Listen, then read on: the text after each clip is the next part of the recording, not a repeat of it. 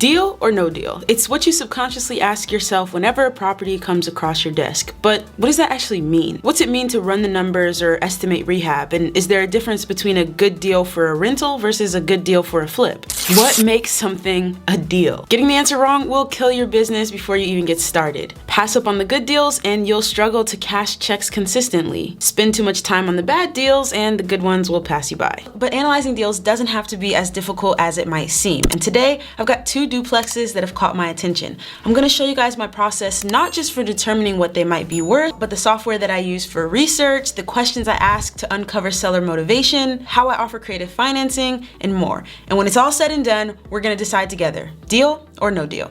Thanks to Propstream for sponsoring this video. I'm currently finishing up a project that's traditional rental in the front and Airbnb in the back. And when I was leaving the other day, I drove past a duplex that had a sold notice across the realtor sign in the yard. I was a little frustrated because typically I'm on top of all of the multifamilies that come on market in my area, and I missed that one. But then yesterday, I got an automatic email from the MLS letting me know that there was a duplex back on market with a price reduction, and lo and behold, it was the same one. Obviously, that first deal had fallen through, and even more exciting for me, I saw this at the bottom of the listing, another duplex for sale by the same owner, and so it was time for me to dive in. For most of us, when you're first looking at a deal, you want to ask yourself, is there distress? And this isn't because you're trying to target people at difficult times in their life, at least that's not my philosophy, but because you are most likely to be valuable to a seller if they have a problem, some type of distress that they're trying to solve. Most of the properties that I come across on market, meaning on Redfin or Zillow, I don't even spend more than a few seconds looking at them because there's no distress. And most times you can tell that just from the pictures. Now, these pictures of the first duplex are pretty low quality, but for the most part, I don't see much immediate signs of distress. Now, that doesn't mean that the property doesn't still have room for improvement. When I look at the kitchen, I can see that there's white appliances, there's the wood grain cabinets, and looks like some Formica countertops. These are things that are out of style. They could all be updated, including the tile. And so I can think of distress as damage, but I can also think of distress as being outdated. And if I made some small tweaks, some small renovations, it would still increase the value of the property because it's more modern. For the most part, I don't see many signs of distress there, but let's take a look at the other duplex that is for sale as well. So here's the other one. Now, I mean, I do see some wood rot on the porch, like this deck right here, but that's not anything that I would say is a significant amount of damage or distress that's gonna get me a discount when purchasing this property. Now I see a wall AC unit here, so not having central AC and upgrading something like that could make it a better living experience for the tenants, but that is something else that I might think about as a way to add value to the property as well. Same situation here with the kitchen. There's some room for updating. I believe that the second unit for this duplex is actually in the basement. That is a weird looking wall and ceiling. And wall and pillow. Okay. I wonder how tall these ceilings are. So unless that's a really tall fridge, that's a really low ceiling. I mean, in-unit laundry, that's nice. On my drive home, I decided to call the listing agent and I started asking her questions. But these weren't just any questions, they were open-ended questions. I wanted her talking and me listening as much as possible. Agents often start out with the physical attributes of the property, and that's fine, but it's actually what's least important to you at this point. I wanted to dig deeper, and so I asked the obvious question of why has the property come back on market, and in her answer, I listened for signs that maybe she was feeling frustrated or a bit worried about the deal, or if she was feeling confident and nonchalant, like, hey, it'll still sell. The most important things I found out were that the first buyer's inspection uncovered some pretty significant structural issues. And so even though I didn't see on the pictures a ton of physical damage, those structural issues mean that this deal is probably best for an investor who's gonna go in and fix those issues rather than a typical homeowner who wants to live in the house. Apparently, the deal fell out of contract when the first buyer wanted more of a price reduction to address those structural issues than the seller was willing to give. And this could mean two things. Maybe the seller thinks that someone else is still gonna be willing to pay top dollar for the property, Or it could mean that the seller just needs more time to come to terms with the fact that the house is more damaged than they thought and they might not make as much money as they thought from it. One great thing for us is that the agent sent us that structural report so we can take a look at it. The structural report was done by a very reputable foundation company, and they found that not only did the house need piering support throughout it, but the entire exterior foundation walls needed to be replaced as well, to the tune of $20,000 to $40,000. Ouch. Now, aside from just the physical characteristics of the property, you really want to dig deeper and get as much information as you can about the seller situation, why they're selling, just what's going on in general. During my phone call with the agent, I also asked her if the other duplex on the listing had gone under contract and if any inspections had been performed on that one. She said no in kind of a drawn out, exasperated way, and so I asked the best question ever. Why? And she told me it hasn't gone under contract because it's on a street that people don't like. And so I asked her, why? And she told me that there are some neighbors who have a bunch of junk in their front yards, and this property is on a dead-end street that doesn't end in a cul-de-sac, which makes it a little more creepy and a little less desirable. But then again, less desirable typically means lower price. And so on my way home, once we hung up, I decided to go ahead and drive by the properties, and I get why people were turned off because of this yard right here, but I also think that the property actually looks pretty good and isn't in bad condition from what I can tell at this point. But this is where I ran into my first issue. Both duplexes are fully occupied, and while that might not be an issue for some, it's gonna be an issue for me. Remember, the first thing we do when a deal comes across our desk is decide on our ideal exit strategy. And for me, that's the BRRRR strategy, which means that I wanna go in as soon as possible after the purchase and start the renovation so I can raise the value of the property. And that's pretty impossible to do without kicking the tenants out, and I don't want to do that. So I had to dig even deeper. I asked the agent if any of the tenants were planning on staying, and she said they all were. This meant my ideal BRRRR strategy might not work, but I do have some creative options up my sleeve that we're gonna come back to later. But before I break out my calculator and really start crunching numbers, I always dig in to get a little bit more background information on the property. The agent on this deal is lovely, but a good rule of thumb is trust but verify. This is where I use the sponsor of today's video, Propstream. And I know there's been a lot of uproar over them losing MLS data, and I get where you guys are coming from. I was pretty shocked when I got the email as well. Many people are asking whether or not their service is still one that's worth paying for. And on this channel, I only accept sponsors from services that I actually use and actually pay for. And I still think Propstream is one of the best investments I can make into my business. Even though they're sponsoring this video, they have no control over what I'm saying, and this is my honest opinion. Running comps aside, where I use Propstream the most and where I think it really shines is in their property data. I'm gonna log into my account now and pull up the first of these two duplexes. I can see the tax information and how it's changed year to year, and I can see the mortgage and transaction history, and this one's pretty interesting and something that I've got to ask the agent about because this property was just purchased for cash in November of 2021.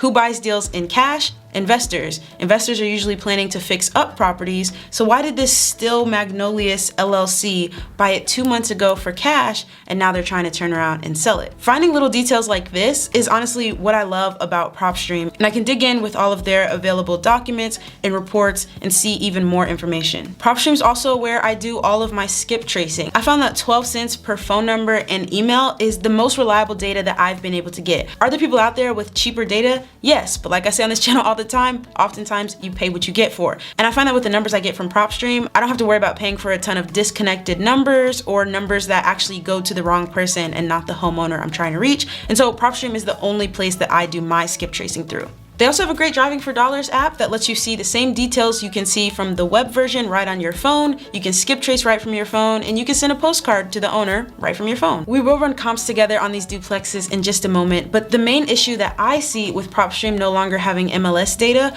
really impacts those people who are in non-disclosure states like Texas. I'll put a list of the other non-disclosure states in the description. If you're someone who goes to Zillow or Redfin and you only see estimates of what properties might have sold for, then I think losing MLS data from Propstream probably affects you the most. And to be honest, I can't say if Propstream would still be a good fit for you and your business if that's the case. But what I can say is that any questions you guys have about Propstream and their MLS data, drop them in the comments below, because in a couple of days, I'm interviewing their data specialist and I'm gonna ask him all of the questions that you guys have and report the answers back to you. For those of you who don't live in non-disclosure states, and for those of you that do and still want to take advantage of all the rest of Propstream's great features, I still highly recommend it. And if you're really not sure, I have a link to a free 7-day trial in the description so you can get in there and check it out for yourself. Thank you to Propstream for sponsoring this video, and let's dive in and see what else we can figure out about these duplexes. Once I've combed through all the available information, it's time to look at the two most important things to me, and that's running the comps and estimating the rehab. I typically start my comp search by outlining the neighborhood that my property is in without crossing any major roads or barriers such as highways or lakes or railroad tracks. I do this because I want to make sure that the properties I'm comparing my subject property to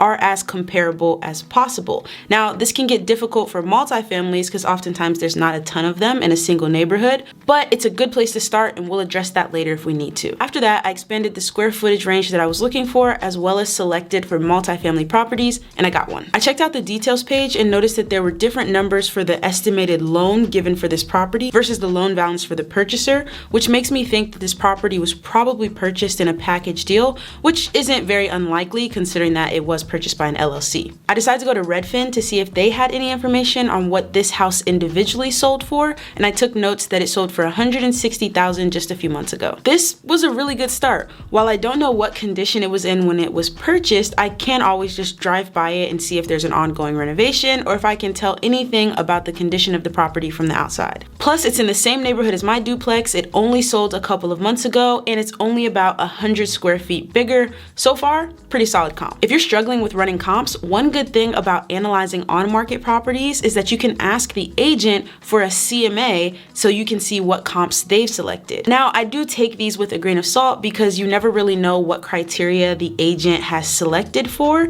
and I noticed that in this agent's CMA, a lot of the properties that she selected were either very far away, like on the other side of the city, or they were close by, but they were in a very different neighborhood, crossing the railroad tracks, if you know what I mean. And I was actually only left with the very first one that I found on Propstream. And so since both of the duplexes that we're analyzing are in the same neighborhood, I was gonna use that same comp that I found to analyze both of them. That comp sold for $160,000, which was about $102 per square foot. So if I apply that $102 per square foot to the size of my first duplex, which was $1,444, that would give me an estimated value of $147,200 compared to the seller's asking price of $190,000. For the second duplex for sale, if I took that $102 per square foot, multiplied it by the 1,008 square foot size of the property, that would give me $102,816 as a ballpark comparison to the seller's asking price of $145,000. Now, this isn't a science, and different investors have different ways of doing it,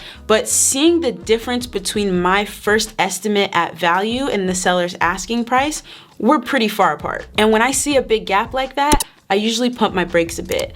It doesn't mean that the seller's not gonna come down on their price, especially given we know that she just found out about severe structural issues in one of those duplexes. But I'm also not gonna spend as much time on this deal as I would if me and the seller were, say, maybe just 10 or 20K apart. But with $145,000 and $110,000 as my rough estimates of value, it was time to start thinking about the rehab budget. Now, at this point, I have a few things to consider. I haven't seen the properties in person. There are tenants occupying the property that I don't want to displace with the renovation anyway. And the seller and I are so far apart on value at this point that it wouldn't make sense to ask my contractors to come out and do a full walkthrough and give me a full estimate, because this isn't like a surefire deal. I think that rehab is probably one of the toughest things for beginners to estimate, and so I'm working on a solution. Well, actually my brother and I are working on a solution. If you've been watching my channel for a while, you know that my brother helped me develop my wholesaling deal calculator, and we're now working on a super beginner friendly rehab calculator. The goal is for you to be able to enter just super basic information about the property, like the square footage of it and how many stories there are, as well as other easy to answer questions like, do the kitchens need updating? Do the bathrooms need updating? How high end of finishes would the property require? Is it more on the rental grade side or is it more on the flip side? Whether there are foundation repairs needed or landscaping work. And then the average cost for materials and repairs would be baked into the calculator for you so that it could spit out a reasonably accurate rehab budget. It's not ready yet, but since you've watched the video to this point, I want to invite you to hit the link in my description to become a beta tester for the calculator. Very, very soon, I'll be emailing it to you completely for free. You can test it out to your heart's desire, send me feedback, and my brother and I will continue to work on improving it. Now, since I have that structural report and an estimate of $20,000 to $40,000 for the structural damage, I could ask a roofer to go by and give me an opinion on the roof, and then do some work to kind of research what a cosmetic rehab would cost on the interior, but I don't even want to do a rehab on this deal because I don't want to move the tenants. So that brings me to my creative solution, owner financing. I could see from the details on Propstream that both of these properties were purchased with cash, which make them a prime candidate for owner financing because there's no mortgage involved. I'm not an owner financing expert, but I think of these types of deals the same as any other deal, except the terms are even more flexible. There's usually a purchase price, a down payment, an interest rate, an amortization schedule, as well as other terms like if there's a balloon payment or a prepayment penalty. The seller and I are so far apart on price to begin with. Here's how I work up a quick offer just to gauge the seller's interest and see if it might be worth putting more time into. First, price. The first duplex is listed at $190,000 and the second one is listed at $145,000. I don't want to pay that much. I'm telling the seller that I can pay $140,000 and $100,000 as an outright offer. But if she wants more and she wants to do an owner financing offer, I can come up to $160,000 and $120,000. Although they might not be worth that much right now, I'm willing to pay a little bit more for a seller financing deal because I can control the other terms to make it more favorable for me, such as the interest rate and the amortization schedule. I also plan on holding these properties as rentals long term. I'm not flipping them in a few months, and so I'm going to allow them to appreciate over the next few decades anyway. For the other terms, I'm asking for a 3.75% interest rate, which is lower than the 4 to 4.5% I would get if I would go to a bank, and interest rates are rising, and so they might even be in the 5.5 range soon. I also want to put down just $10,000 for each of the duplexes so that I can immediately go in and repair any foundation damage from the first property, as well as the second one that doesn't have a structural inspection on it yet. And finally, I want a 30-year amortization schedule with no balloon payment and no prepayment penalty. I used a mortgage calculator to ensure that those terms would mean my monthly payment would be low enough so that I could still meet my cash flow and ROI goals with the rents that the tenants are currently paying and not have to raise rents on them when I buy the property. And then I sent the offer to the agent. Now, this is a pretty aggressive offer, and here's why. The seller and I are pretty far apart on price. I don't want to waste time trying to inch us closer to each other. That would take a lot of inching. I want to know now, is she understanding that she's got significant structural damage on her hands, and is she willing to drop the price accordingly? If so, I think I gave a fair price. And if she's not, I don't want to waste time on a deal that's not going to work anyway. So the offer is made. Make your predictions in the comment section below. Would you have done anything differently than I did? And if you enjoyed this video, you'll love this one where we inspect a 33-unit apartment complex. You can click here. It'll also be linked in the description.